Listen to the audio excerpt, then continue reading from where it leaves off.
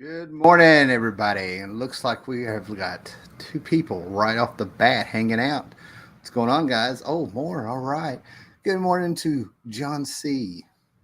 And good morning to Comic Crack. All right. Good to see you guys this morning and everything, right? Well, more like an afternoon. So today we have a rainy Sunday going on. It is beautiful out there. Maybe we can see a little bit, but that is a fine rainy day outside those windows there, right? And the cats are taking naps beside of me, so maybe I might be able to not be interrupted here. But it's been a very eventful week, and it's sort of got some good news, which I don't know. I think it's good news. But after 7 years of coming on here Sunday mornings and showing you guys my travels across Virginia, where it's pretty much a 10 to 12 hour round trip in a few days, and then anywhere else I end up and everything like that. After 7 or 8 years, next month may be my last month of doing those trips. We got to do people working, and they actually went to my supervisor and said, I'm in this part of the state at this time, and I don't want to give up this client down here, where my other travels are taking. So some people are, I want to be introducing them to some people and stuff, right? Anyway, so and during those travels is where I pick up these books and stuff. I find little antique shops here, big antique shops, little flea markets. During the summertime, some yard sales, and it may be kind of winding down, and I'm fine with that. I'm going to hate not having the possibility to explore every now and then when I get it. Good morning, Breen. Good morning, Ripa. All right, Rob is out there, and the Breen is out there. What's up, guys? Good morning. Right. So I've actually forgotten what some of the stuff I bought this weekend. But anyway, the traveling is going to be slowing down, which means there could possibly be some old school Howler Mouse topic videos and going through my collection, looking at old books and stuff, talking about life again. So we're starting later in the afternoon because I had traveled to Boone, North Carolina after my 3 day trip in Northern Virginia and stuff. And I slept in a little bit, helped the wife with a few things and stuff. And now the house is my own. It's ours. We're here together in my empty house. I got a napping cat beside me and the napping cat inside the couch. Yes, they use it as a den, and I'm fine with that, right? So give a few people to show up before we get the comics and stuff like that. But I did pick up two records. We have a vinyl collection, right? And I do listen to my vinyl. That's the difference. When I buy the vinyl, I listen to the vinyl. I had a huge vinyl collection, more or less, for years growing up, as you do when you grew up in the era that I did. And then, cassettes. I was a huge cassette guy finally. And then the vinyl got less and less. And I got rid of them in the 90s. And I don't really regret it because now when I collect vinyl, I get the stuff I'm actually going to listen to and things like that, right? So I don't know if you guys like Dire Straits, but I'm not a big fan of Brothers in Arms, which was their big commercial success. But I'm more for the I'm more for the I'm more for the songs that take you on the journey, man. This is Making Movies, a classic. The vinyl is fantastic. This has Romeo and Juliet. This has my favorite, Skate Away. I'm wearing a white shirt that's going to mess up my camera. And let me take care of this. All right, let's see if that helps. But anyway, I'm killing some light so it doesn't bounce off my shirt and mess up the camera. But anyway, this has Skate Away, one of my favorite songs and videos. And the girl that was in the video, if you go back and watch it from like 1980, 81, those early days of actual videos before they were considered promotional videos for a song, the vinyl is fantastic. No scratches, no ifs, ands, or buts about it. It's great. And this has Tunnel of Love, Romeo and Juliet, Skate Away. Romeo and Juliet is a song that when you hear it, you should know it. It's a man just bleeding all over his guitar as he's singing there towards the end, right? So really glad to get that. That will be listened to today on vinyl. I've never listened to them on vinyl. And then I got this. I think it's a live album. I'm not sure. I'm going to have to look it up. But this is the Kinks. I'm a huge Kinks fan.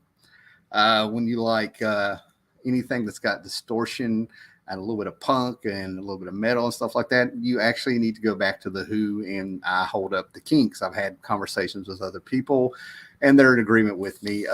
Kinks, is right up there. I'll show you the inside, but it's a little bit tore up. I think this is a live album. I don't know a lot about it. but it's got those great songs that I love, like Superman.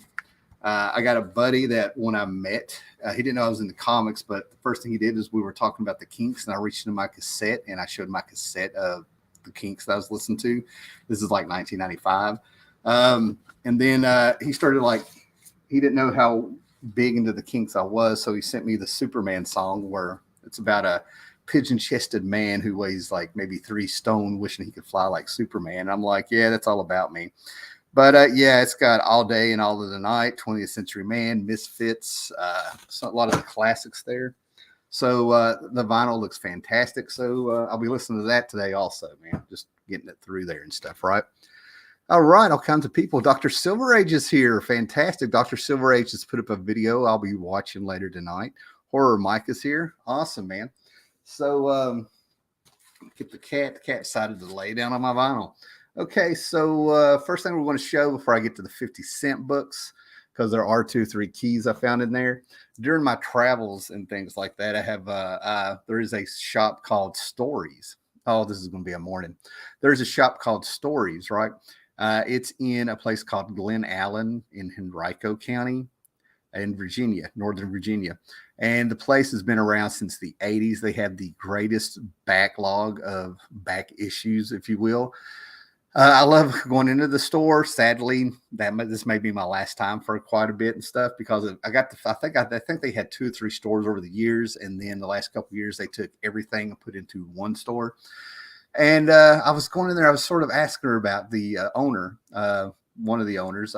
They know their stuff, and it was so refreshing, man. I started told her about the Cavern of Chaos show with Jared Osborne. Used to be here, but it's carried off over there. It returns here now and then on Fridays. And one of the books we brought up was the book Hate by Peter Bagg or whatever. And I showed it to her. She's like, that just screams Fantagraphics and stuff. So we went to the boxes and dug through them and found some back issues. And unfortunately, wasn't the ones I wanted. But it was so refreshing to be in a comic book shop with people that knew I didn't have to explain who Fantagraphics was. You know how refreshing that is, not to have to go in and educate the people that work or run in the store with comics. It's fantastic, right? So we didn't get any of those. But what I did decide to do, and I did it specifically for the show, okay, for the Rainy Day Monday show, I'm showing you the worst gimmick cover ever. And I think this came out in 1992. Now, you got to remember, back in the day when the gimmick covers were starting, a lot of the indie guys were doing it. They were coming up with all kinds of stuff. Continuity Comics was coming up with like the unrippable cover. And then there's like the special glossy cover, the chromium covers. All this stuff was coming out like it was supposed to have been something big time. Acetate covers, everything like that. It was getting out of hand. But people really did not jump on this stuff like they do now. Back then, it was like a pain in the ass, and you were just sort of like, we don't care, stop this. And then they did it. They call this a gimmick cover, but it's a gimmick book, and it's the worst thing they ever did. I think this is right when I was actually working in a comic book shop that this thing came out, because I remember a lot of the feedback, like, what is this? But Malibu Comics had the Image guys. The Image guys may have still been with Malibu before they left them. And Malibu got a lot of public domain characters. I think that's what they were. There's a lot, little iffy history here because it's been 30 years and stuff, right? But you had like the Protectors that had characters like from the 40s, 30s, Man of War, and the Ferret. The Ferret actually got his own book, and the writer was so proud of himself that he came up with a villain. He was like, I named him Mr. Monday. He thought that was the greatest thing. So what they did is they did a bullet hole cover, right? You see this circle here? I'm going to take it out of the bag. I bought the cheapest one, right? So this came out of Portsmouth. Oh, looks like this was bought up out of some stock at another comic book shop, right? So as you can see, this is my finger, right? See if I can get it in there, all right? So we get in there all the way through the book. They poked a hole all the way through a comic, and it's supposed to be somebody's chest with a bullet hole. This is so stupid. It goes through word balloons. It goes through pictures and characters and advertisements and stuff, right? Just really odd and stuff, right? Even if you wanted to order some books, it went through some of the information you needed to order your Valiant books back then, right? So you figure, okay, maybe this is, so in your mind, you're like, oh, the mystery is who gets shot. And you figure the bullet hole in your mind, it would make sense for it to line up with the last page, the big reveal of who got shot. And no, they blew it. They blew it. They didn't even line up the character. Monday rules. Yeah, Mr. Monday came in there and shot somebody and wrote it in their blood and admitted into the crime. So all the way around, this was like so stupid, you know. But I just had to have one in the collection for to talk about it, a little conversation piece, if you will, man. But to me, that is the dumbest thing ever done with a ton of comics. You punched holes through a ton of comic books, making them absolutely worthless, in my opinion. Oh, Dr. Silver Age said he just showed that back in his video. That's hilarious. Oh, that's great, man. So, and then from the other store, as we were talking and stuff, I'm reining it in. If you saw the little video I put up, little live show I put up about for 15 minutes about a week ago, where I've been on the road, I haven't touched the comic book room. That's why we're in the living room and stuff, right? It looks like an explosion went off down there. So I'm really sticking to the things I do collect a little bit and stuff, right? So I backed up, and I'm going to be completing this set of Sandman Mystery Theater from the 90s. Guy Davis, Matt Wagner, Steve Siegel, some other people that came on the book. This is just great pulpy stories. This one is The Mist. I've needed the last two parts forever because they crossed over with Starman. But you talk about wanting to kick yourself for not collecting this when it came out. Great series, great covers. And then I got number 50. There were 70 issues. So in this comic book shop, some back issues, when you buy them, most of them, you do pay cover price. That's, I think it's fair considering what they have and how long they've been around. It's one of the few stores I'm like, I get it. I totally get it. So this one is Sandman number 50, and it has a fantastic photo covers of someone who is dressed up like the Sandman.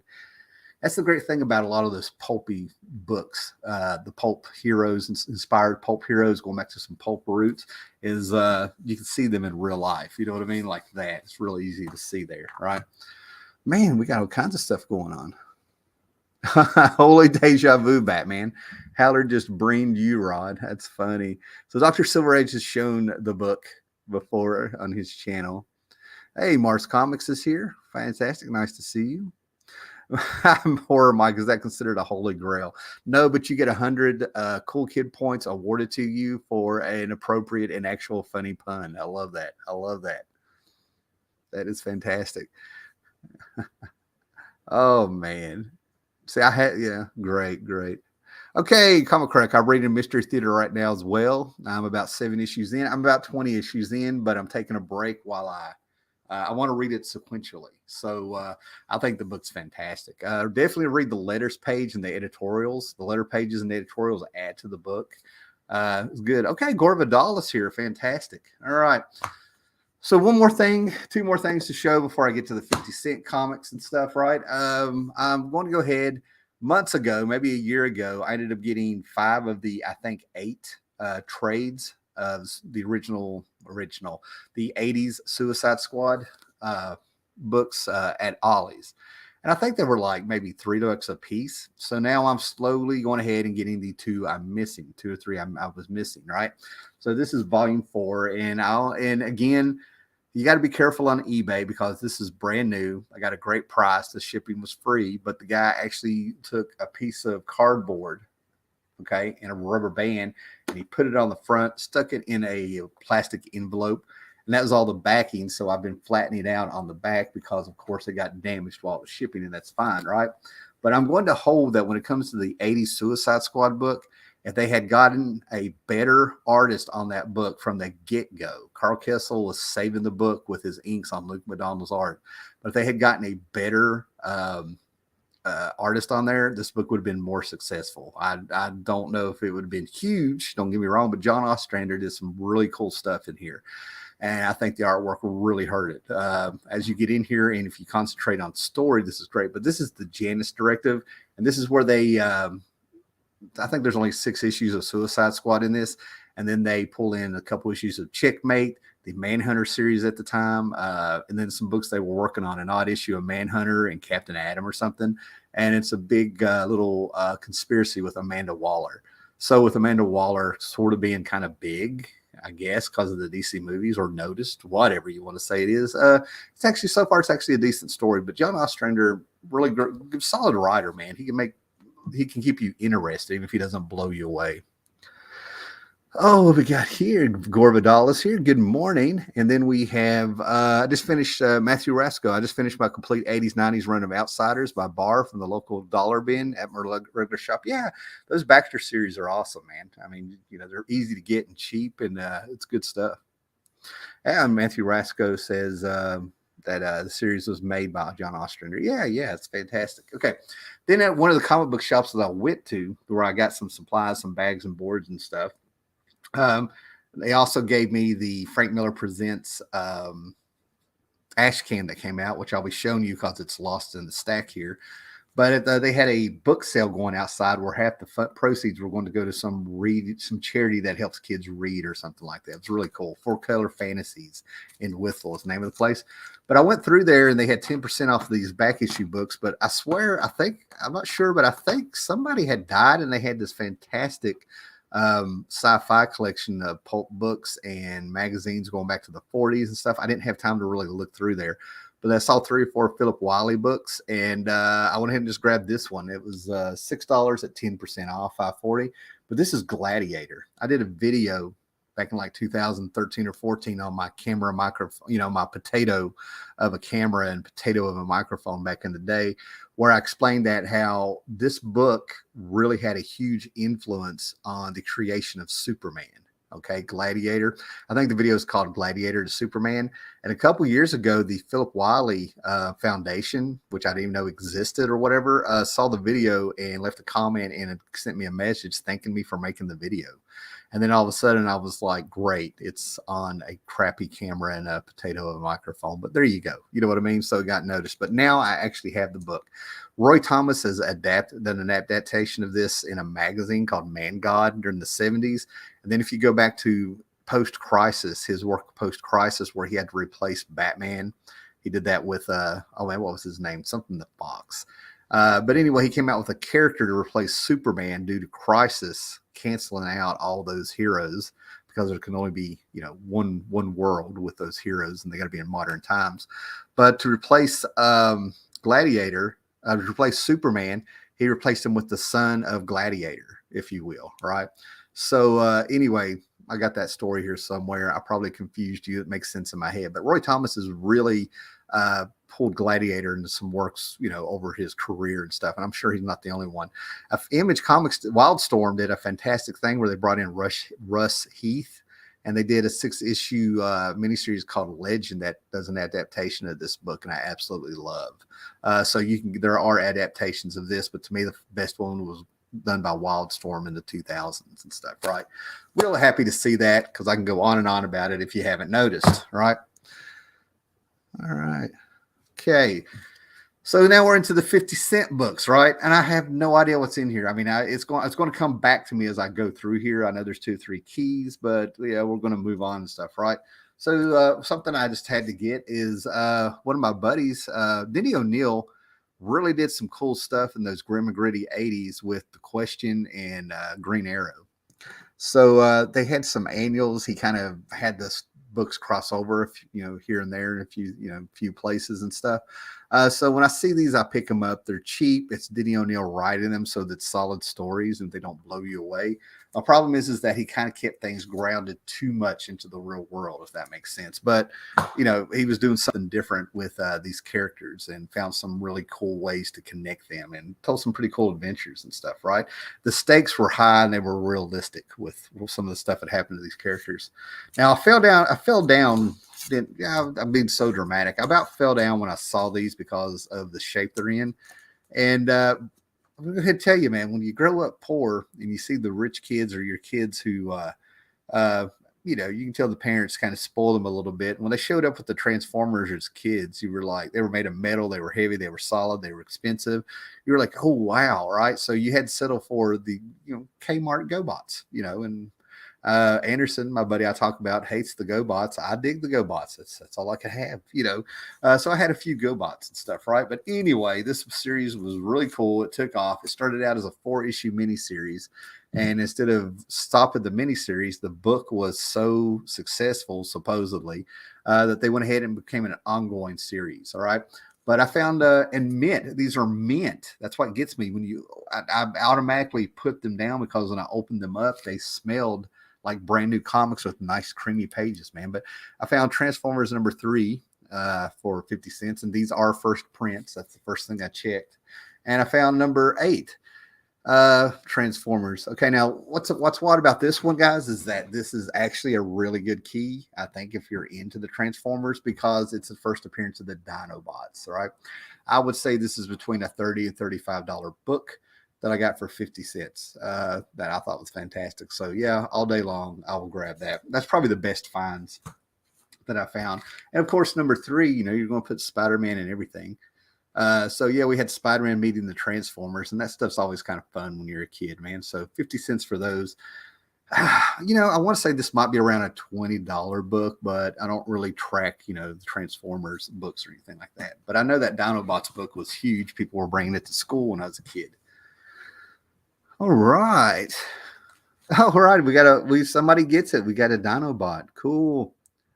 Mars Comics. Yeah. Eric Breen, Green Arrow, like almost every DC title, was a great post-crisis, and 99% of them are dirt cheap. Great reading. Absolutely agree. Nice. John C., what is this? Oh, wait a minute. The Sumerian, Ostrander's Spectre, is one of my faves when it's coming out. Yep, one of my buddies. It's one of his favorite books. He's always pushed me to complete it. John C. is catching up on the Moon Knight Omnibus. I have that also. I need to catch up on it. Cool. John C.'s all there. Comic collectors here. Nice. I think it was a mandate that every third issue of a title had to feature a Spider-Man guest shot.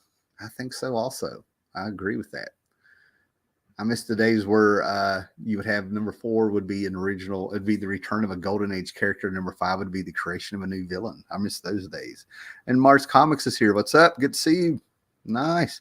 All right. So now we're down to like maybe some so-so stuff for a second here and stuff like that. But these are guilty pleasures, man. I was 20 years old when the Ultraverse came out. And I always talk about the Ultraverse as Malibu grabbed those image dudes because that was the artist starting things, and then when they took off, they started the Ultraverse, and that's where they grabbed a bunch of writers, Jared Jones, Jared Jones, James Robinson, Steve Englehart, some of them old school guys and stuff, and they brought them in to create their universe. So you had the artists doing their thing, and then they replaced them with writers doing their thing. And they came out with some really cool characters right at the cusp of Marvel buying them out. So this is probably the second miniseries, but I had just gotten a taste of Lord Pumpkin right when Marvel got a hold of them, and was like, oh man, that would be very cool to find. But this was like the new super villain of the Ultraverse was Lord Pumpkin. And these aren't flip books with Necromantra, and that you talk about making a mistake trying to get a bunch of those books. Oh man, I scored a bunch of those books at the same place a couple months ago and read 3 or 4 of them, and I'm like, these are horrible.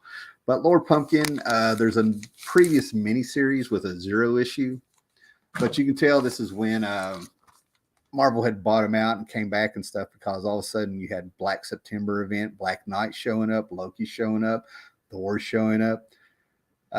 They just kind of reamed and destroyed the Ultraverse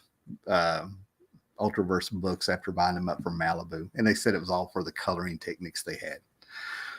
But yeah, I like the Ultraverse thing. You know, I'm finally, you know, I've shown the books, man. I've gotten the Ultra Force books. They had a freaking cartoon that you can find if you have any kind of streaming service. You can get on there and stuff. I think Tubi has them for free or something. I have them somewhere and stuff, right? But yeah, there was a buzz about them. It's some good stuff, man. Yep. See?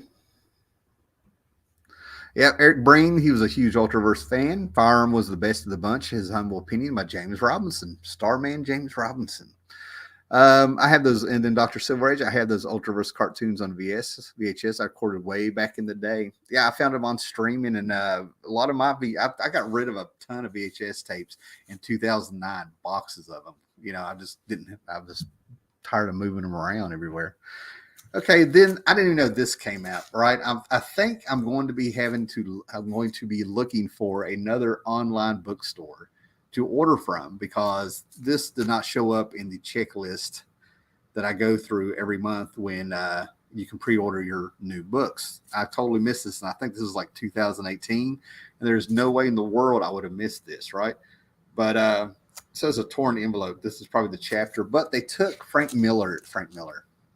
They took Alan Moore and Eddie Campbell's From Hell, the Jack the Ripper story, the one Alan Moore studied Jack the Ripper for like 5 years and decided he had figured out, in his opinion, who the Ripper was, and told this grandiose story and everything like that. Very, very, I don't want to say complicated, but it's just good stuff. It's very grunt material, right?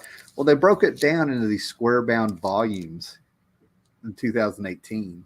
And the From Hell was coming out during the 90s and stuff, right?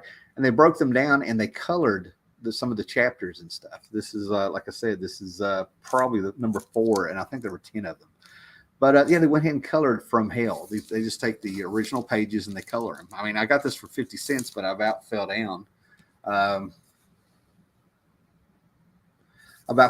Finding this in there. So the thing about this box, these 2 boxes of 50-cent stuff that I found at this antique shop that I'd been to before, I was trying not to do the thing of what was in here before I got here. You know what I mean? Because like I'm finding some of this really good stuff, and I can only imagine what somebody bought out before that.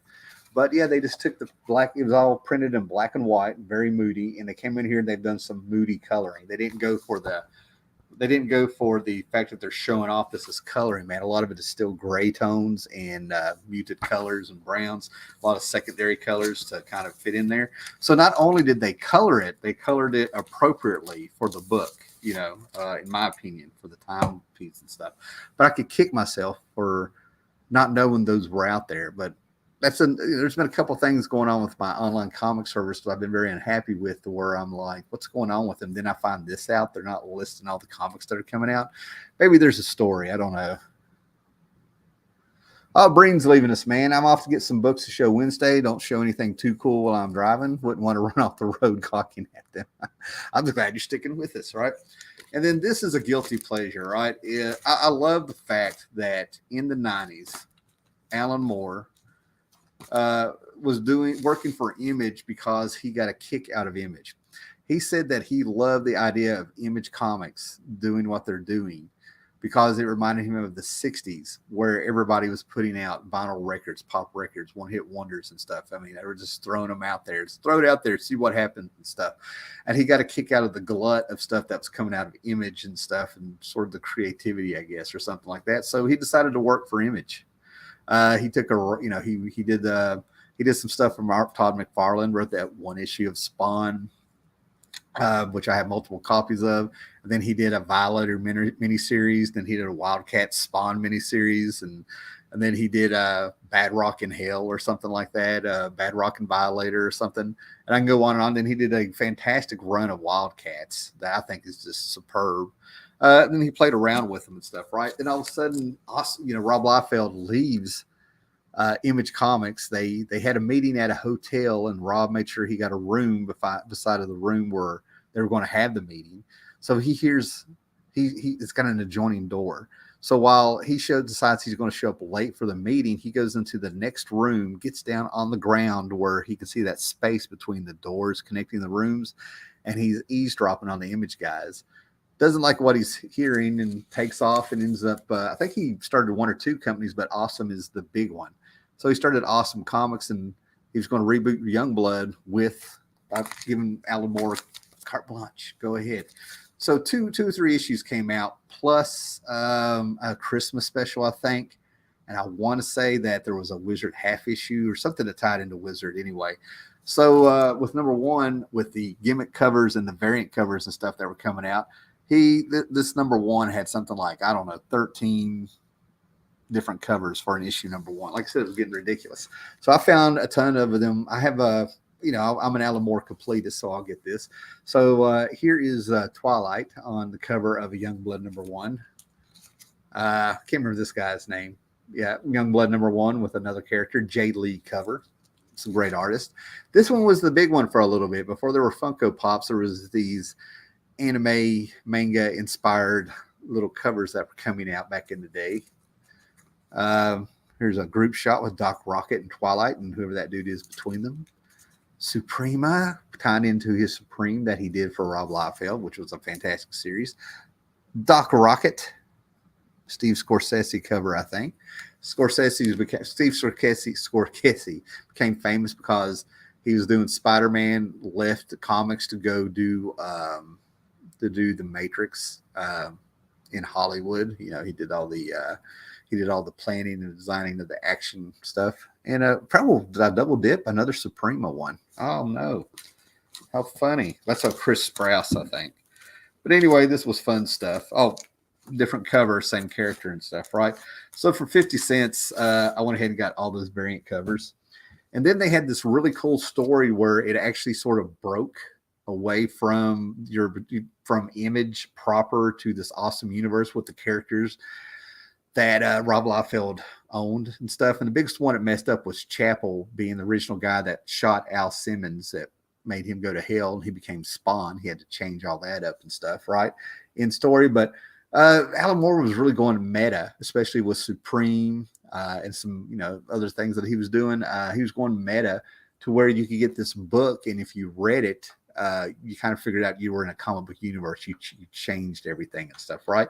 So he had this 3-issue miniseries come out with all the Image characters and soon to be awesome characters that Rob Liefeld owned, and it was an event to try to get people to come in. So Alan Moore did 3 issues, right? And this is one of the gimmick covers. Now he and Jeff Loeb, that's the Fighting American. He and Jeff Loeb got into a little bit of a stunt. I think Stephen Platt was in there also, artists and stuff. But they did this thing where they got this Kirby character, and I think Marvel went after them because of the resemblance to Captain America, even though they both had the same creator of Jack Kirby and stuff, right? So yeah, little dramatic history there, man. It's how funny. What are you doing? Got the cat doing some stuff here. So anyway, and then for fun, I know there's more than one issue here. Here we go. We got it. So Gru. Now Gru, I will pick up Gru all day long. 10 years at Epic, Pacific Comics. Before that, Destroyer Duck #1, which has been getting kind of big over the last few, I don't know, year or two, because I don't know why. Maybe they announced a Gru cartoon or something like that, but I'll pick up issues of Gru all day long. And the big thing with Gru that I don't hear a lot of people talk about is that when Gru, at least when it started out, there would be secret messages that Sergio Aragonés and Mark Evanier would put in there. And as you go through reading Gru, you would have to find, like, one of the words would be backwards hidden on a tree, like in its tree bark and stuff like that. But you would find these hidden messages that they would talk about and stuff, right? And a lot of people have talked about them. And I don't know if it went through the whole series, but I do know I found a few, so I'm not crazy. So yeah, I'll pick up Gru all day long. Gru ran to issue 120 at Epic, and if you go and look how much issue 120 is, that is one of those key books, a little bit of a Grail book that is worth a lot of money because of the low print run. A book I keep buying and buying because I wanted to get it upgraded, and I should have looked at this as what's out of the bag. It's got a rip on the back, but again, it's from the same collection where this feels new, even though this is probably 40 years old. It's the Phoenix, the Untold story. So basically, you're getting your original, what was it, 138? Anyway, you're getting your original story by John Byrne and Chris Claremont about the death of Jean Grey, fighting and everything. Okay, you're getting that story, but the ending is different. The ending is that Jean Grey survived, but she was pretty much lobotomized. And they have an interview in the back of this after reprinting pretty much the whole book before that. But you get an interview with Chris Claremont, John Byrne, Jim Shooter, talking about how Jim Shooter, sort of stepped in and made them change the ending and why. So here would have been the first issue, the first page of the next issue of Jean Grey had lived. There's your advertisement for Secret Wars because, Jim Shooter was writing that. But anyway, that's some good little trivia and history for you with them. It's actually one of the reasons Byrne left the book. And basically, Jim Shooter, just to get to the point, Jim Shooter felt like as the Dark Phoenix, she killed a planet. More or less, she killed something like 4 billion people on an alien world. And Jim Shooter thought it was, she shouldn't have got away with it. She deserved to die. There had to be a moral ending there for what she did, if you will, right? Then I picked up this Incredible Hulk from 1986, issue 322. John Byrne had done 6 issues, set up a lot of great stuff in the book. Al Milgrom kept sort of the storyline that Byrne was leading up to that led to the Gray Hulk returning. And then, of course, Peter David, Todd McFarlane would come on, and the rest is history with this one of those fantastic runs and stuff, right? So I pick up any of the books around that era because I think they're fantastic and fun. I've got the Epic collection downstairs, but for 50 cents, well, am I going to pass this up? And now we're at the part where this is why I really had to slow down on and realize that when I went into this shop and I knew the guy, I can explain a little bit more now. This is the same place where the books are $1, but if you buy 20 books, they drop to 50 cents a piece. So that's why I would load up there and stuff, right? And he had 2 new boxes of books he had brought in. And as I was going through them, I found some really cool stuff. And this is where I was like, don't think about what's been bought already. So I think a lot of these number 1s were bought for Milestone. But silly them, they left issues 2 and 3 of Static behind, right? I loved Milestone when it came out. Not saying that everything grabbed me the way it should, but issue 2 and 3, 1, 2, and 3 of Static are really good finds because the first one is his first appearance, the second one is his origin, and I think the third one, I'm not sure why, but I'm willing to assume these are probably $20 books, like new. And there was a ton of Wildstorm there. My favorite Wildstorm series, my favorite Milestone series was Icon. That's the one I stuck with. Funnily enough, Static didn't grab me. It was another teen book. I wasn't really into teen books because your audience grows faster than the character in the book. You know, I mean, it would be horrible to be a teenager your entire life. Thank goodness Marv Wolfman aged the Teen Titans. But anyway, Icon was the one that I really liked. Icon and Rocket. So I'm trying to, and then they had Hardware in there. Fantastic, probably the best written book, Dwayne McDuffie and Dennis Cohen on that one. So yeah, that was it. Now this is a book with a little bit of history and stuff, right? Defenders 152. If you were a Defenders fan, you probably had a jarring shock around issue 125 when the book took a completely different turn, different characters and stuff. You know, had Valkyrie, the Demon, Cloud coming in, Iceman, Angel, stuff like that. But the Gargoyle, that was it. The Gargoyle, I think, was in there, a few things. But this book in middle school came out, I guess it's 1985.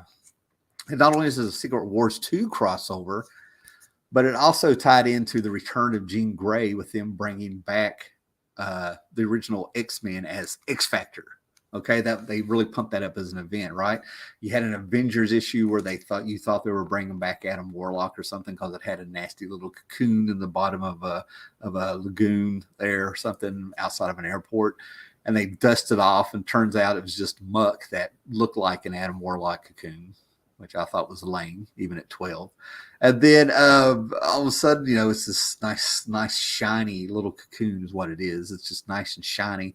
And the original Jean Grey is in there. You find out that what they did is Jim Shooter said that Jean Grey cannot come back unless somebody can do it in story. This is back in the days when death was death. There were stakes in comics. If a character died, they stayed dead. So everybody sort of thought John Byrne may have came up with the idea of how to bring back Jean Grey in a way that made Jim Shooter happy in story because it popped up in Fantastic Four. That Avengers story led to a Fantastic Four book. So everybody at school was grabbing these and getting these and stuff and thought this was going to be a killer key book. A Secret 2, the last issue of a series, Secret Wars 2, crossover, and ties into the return of Jean Grey coming in. That's three. That's three, right? Feels like I'm watching a Comic Tom video because we were 12 coming up with this, and I still wasn't buying it back then. So there you go, comic fan. Not that big of a key, but a cool memories and stuff, right? So anyway, if you want to know who came up with the idea of how to bring back Jean Grey back in a way that Jim Shooter would allow it, and it had to be done in story in a way that was believable, it was a little guy known as Kurt Busiek. Kurt Busiek is the guy that came up with the idea of how to bring Jean Grey back in a way that Jim Shooter would allow it. That's who did it. Yeah. Now, these books, we'll put this to the side. these books, and now I'm finding them left and right. I don't know. I don't know what the deal is. I don't know what kismet I'm hitting. These will be order-ish, if you will, right? But I remember right before the pandemic hit and stuff, I went to a comic book convention called RobCon in Kingsport, Tennessee, right? And this is where the greed was coming in with a lot of people. A lot of people were walking around. They were walking up to me like, you know what? I'm trying to find Power Pack. I really liked that series as a kid. And I'm sitting here like they're doing what's called indicating, where you can tell they're acting and they're lying and stuff because they're trying to be like they're really like wrapped up, but you can tell they think they're getting by with stuff with the way their eyes are shifting. It was just horrible, right? And what they were looking for, all this was over, was Power Pack. I think they announced maybe a TV show or something working on Power Pack. I had run across Power Pack #1 for years and just ran away from this comic as fast as I could. And then a couple months ago, I ran across another one. I think, God, what did I pay for that? It was a 4-pack. A guy had put #1. It's a little beat up with some beat up issues of the first 3 or 4 issues of Power Pack. I thought it was a genius to get rid of it. And it was $4, right? Now I found it for 50 cents. #1 for 50 cents. Another #2 for 50 cents. They had quite a few, but I was trying to remember which ones I needed to upgrade. Because here's what happened. I was sitting around here, kind of, they were laying in a stack beside me, a little bit bored. And this Louise Simonson is writing these. June Brigman was kind of doing some of the art. John Bogdanovi came in, started doing some art. Here's a Secret Wars 2 crossover. And I always thought it was ridiculous that these kids, even in the 80s, as much freedom as we had. There's a more like Massacre crossover. This is an upgrade. But I just couldn't grasp the concept of little kids, prepubescent kids, being able to get away from their parents long enough to go out here in the world and use their powers and do whatever they were doing. So I'm sitting here and I kind of like flip through it and I'm sort of reading it and I'm like, oh no, this is good. So I'm sitting here like I have dodged this book at least since I was 12. And I'm like, oh no. And now all of a sudden I'm got a stack. I'm reading a few of them and I'm like, this isn't bad. So I'm just sort of like, we're just going to lay that right there and move on, right? Because I'm really not comfortable after sitting here talking about Alan Moore's From Hell. And John Ostrander did some really great things talking about these books and stuff that were just really good and fantastic and complex and, very, very well done and stuff. And all of a sudden I'm like, Power Pack was cool, man. I'm like, don't know anybody read Power Pack, but I got a feeling I did, and they just kind of never admitted to it or said anything. And I decided to pick these up, right, because of the condition they're in. And I think, like I said, I think I've mentioned a few times that nostalgia is finally coming back and hitting me. And if I remember right, the first one is a little bit of a key, right? And, I've met people who are still bragging they had the complete run of this series. They loved it. Larry Hama is still acclaimed for this run. He's still at cons signing books of this run, man. But it's the G.I. Joe book, right? I found a few mint issues of this. Now, I got a few downstairs that have got little written on, little ink marks and stuff. I was there with the little... It was He-Man and G.I. Joe for life when I was a kid. Now, don't get me wrong, right? But something about the comic book I just kind of stayed away from. But Mike Zeck covers, number 49. This is where they're bringing in some Printor, if you will, if you remember that, okay? So that might be a little bit of a key. I got to look it up, right? These were 50 cents, right? Then we got Shadow Storm right there on the cover of 103. Just chugging along, going into the 90s and stuff, right? 115, almost double dipped in these, but you got to remember, guys, I want to put these in bags and boards. They're mint. That's what's getting me. And number 127, they're mint.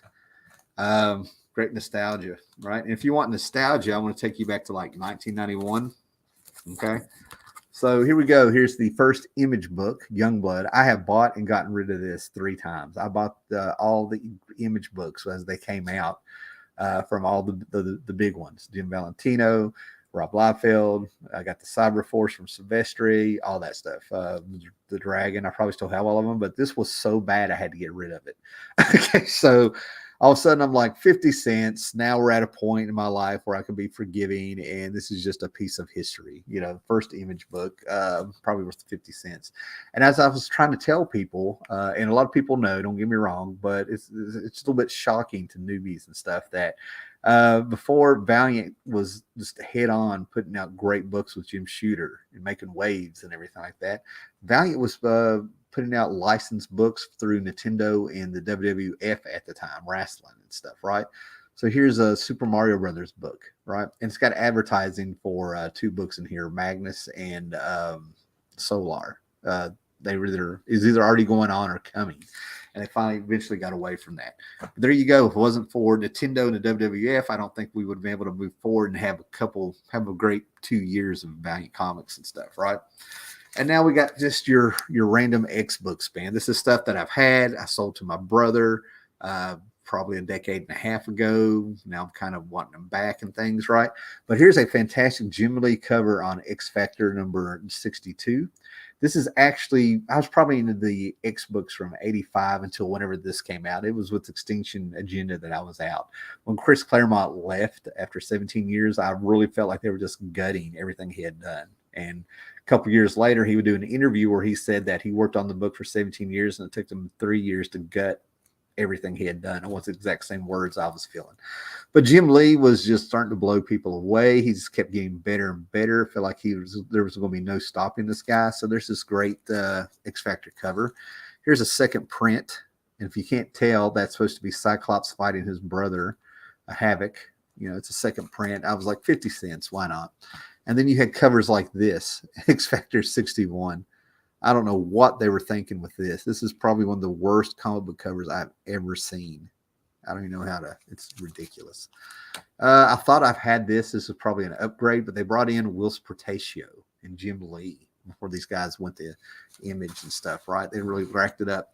Now, this Wolverine, now number 8, I think it's number 8, is a key book because it's got Wolverine and the Gray Hulk dressed up in tuxes right on the cover. It was so odd to see Wolverine have his own solo book. He had a miniseries before this. He had a miniseries with Kitty Pryde. And you got to understand there was a lot of characters that were so embedded in these team books that when they went solo, it felt weird. All right, you'd read these and you were just like, where do you go with characters like this? But while everybody is checking out issue, I think it's number 7 or 8 after this and stuff, and they're going for it, there's a few people who are wanting this because of the pinup on the back by Todd McFarlane, early Marvel work and stuff, right? So there's a little bit of some, I don't know if it's the Spawn game going on. I don't know if it's where there's been like these rumors of like, I know that Todd McFarlane is doing some toys, superpower toys, Todd McFarlane, but somebody was talking like, there's some rumor I heard that like they thought DC was just going to hand their characters to Todd McFarlane and his studio and whatever. I don't know if that's true or not. What we got here? Paolo is here. Hey, I liked Extinction Agenda. It was sort of a comeback to interesting X-Men stories after I was left bemused by the whole Australian period. The Australian period was interesting. I hung in there because I felt like it was going somewhere. But I will tell you, man, it did feel like this is when Chris Claremont just sort of started throwing things to stick on the wall, man. It was definitely interesting, right? So there's only 2 more books left, right? But anyway, I got this. And this ended up being Rob Liefeld during this era where he's just coming up. New Mutants number 95. I already have this. But my brother was 4 years younger than me. And it blew my mind how just what would catch his eye. It was like he was a savant. He knew what the key books were going to be for the future and stuff, right? He was on Cable and Deadpool before anyone else. You know, and I think he was like 10 or 11 and stuff like that. I mean, he knew things that were going to be big and things without even trying and stuff, right? This isn't the one. But anyway, but it was during this Extinction Agenda. Rob Liefeld was one of the main reasons I dropped off the book, because you open up the book and I want to say that it was Jubilee running down an alleyway freaking out, and he had her left foot on her right leg. You know, there's like little anatomy the art, so there's things like that Liefeld was doing that I just was driving me nuts when I would see it and stuff. I don't even know if it was an OCD thing, but like I knew to draw the right foot on the right leg and stuff, right? And I bought this because I still have mine. I have all these Namor issues I bought off the stand and everything like that, right? But I saw it in there for 50 cents. It's a direct market one. So yeah, I got a Namor number 1 from 1990. And this was during that great boom where we had a Namor come out with his own book again by John Byrne. We had She-Hulk by John Burns. We had the Guardians of the Galaxy by Jim Valentino. We had Howard Mackie it was at Javier Salters. Anyway, we had Ghost Rider, a new Ghost Rider coming out. There was a new Warriors got a book. There was a little bunch of number ones coming in to usher in the 90s, if you will, and stuff, or close out the 80s of these books that were coming out. So when I saw this for 50 cents in such great shape, I'm like, yeah, why not? Why not? And that, my friends, leaves us to the last book. And this is, to me, this is a very nice story, right? So I'm traveling across Virginia. I don't have time to run in and dig in. And actually, the night before, I saw where there was this surprise that Frank Miller Presents, Frank Miller Comics, Dan Didio, and them were putting out this ash can out of the blue for people. You couldn't have pre-ordered it. And I think it's a retailer incentive. So I get on eBay and I see that it's already going for $29. Well, I stop at Four Color Fantasies in Winchester, right? And I have a very short lunch break. And I have a short amount of time because I got a lot of driving to do. Got to be back to meet my wife so we can go to Boone, North Carolina. Didn't have a lot of time. So I pulled up about 10 minutes before the shop was open. They had the book sale they were selling up for, setting up outside to sell some sci-fi books and stuff, a collection for charity and stuff. And I looked at and the owner was there and the guy that works for him and stuff. And I just said, well, since I'm here, I'm like, did you guys get the Frank Miller Presents ash can? Well, the owner got ready to say something, but the guy that works for him went, oh, yeah, we got two. I got one. He got one. He turned and looked at me. He's like, nope, you give it to this man. I was like, you don't have to do that. And he's like, nope, absolutely. And then they were explaining how he reads every comic book that comes out. He doesn't have time to watch TV, and he's not going to read an ash can for a book he's going to end up owning and reading anyway. So take it. I'm like, okay, sure. Awesome. Thank you very much. Very grateful. So I go in there and I buy bagging boards, backing boards, bags and boards. And then I see, what else did I get? Two boxes, short boxes. I'm being nice. Let me get this book. So I get in there and I pay and I get out in the car and stuff. And they did not charge me for the book for $1. I was wondering, are they really selling this for $1 when it's going for $29 on eBay? So I get out to the car. I read my receipt. No charge. I got this for free. So I'm very glad that I bought the bags and boards. I'm glad I bought the comic supplies off the dude.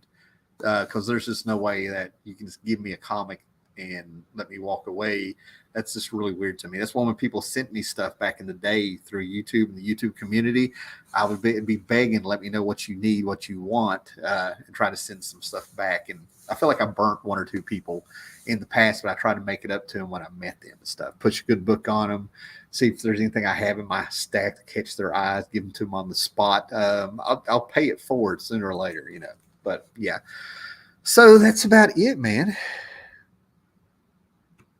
What do we got? Hey, Paolo, Tim's doing a pretty good job pronouncing names today. Well, here's the deal, right?